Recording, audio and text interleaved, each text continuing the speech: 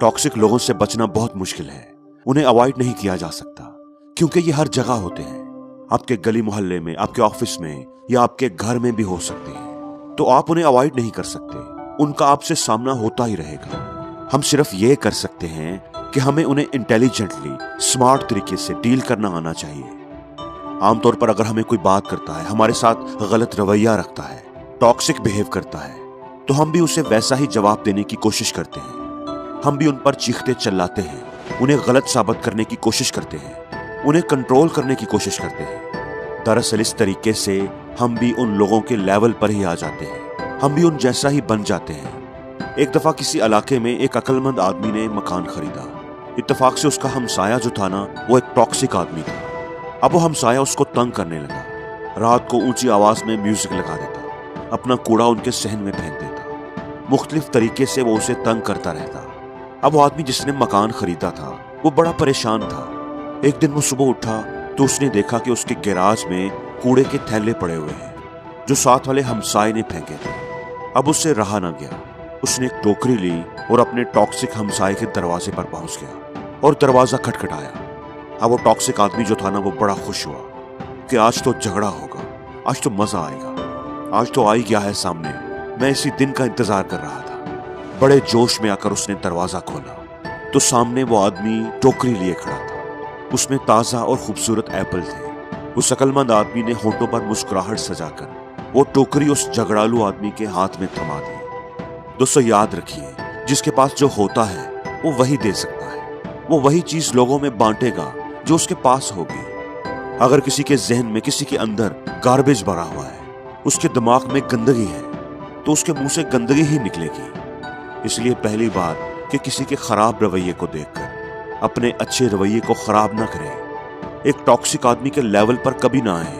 अगर आप अच्छे हैं तो आप किसी की वजह से बुरे ना बने।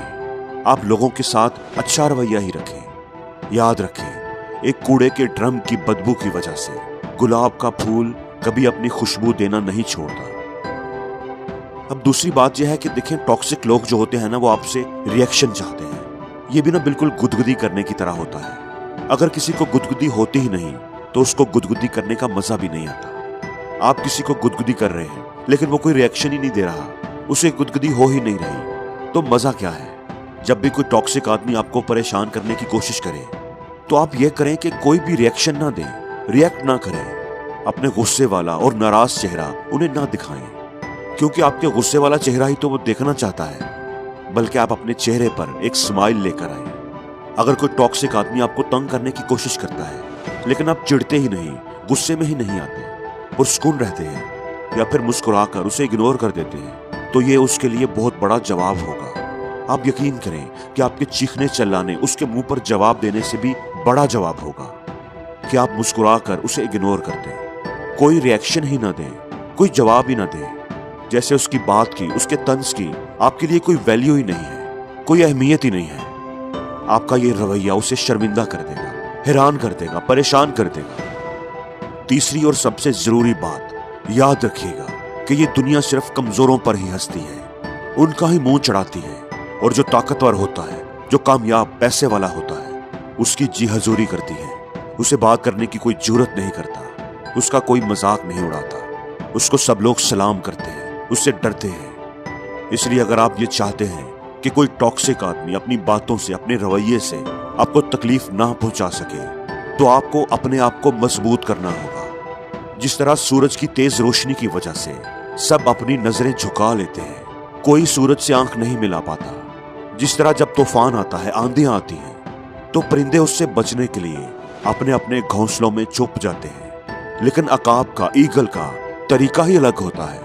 वो अपने आप को बुलंद करने लगता है, अपनी उड़ान को ऊंचा कर लेता है, इतना बुलंद कर लेता है कि उस तूफान से भी ऊपर चला जाता है, उस तूफान की पहुंच से ही दूर हो जाता है। इसलिए सबसे अच्छी बात यह होती है कि इन टॉक्सिक लोगों से उलझने की बजाय अपने आप को मजबूत करें, अपनी सेल्फ डेवलपमेंट पर काम करें, अपने आप को इतना बुलंद कर लें, इतने कामयाब हो जाएं कि कोई आपके सामने, आपके मुंह पर आपको बात ही ना कर सके।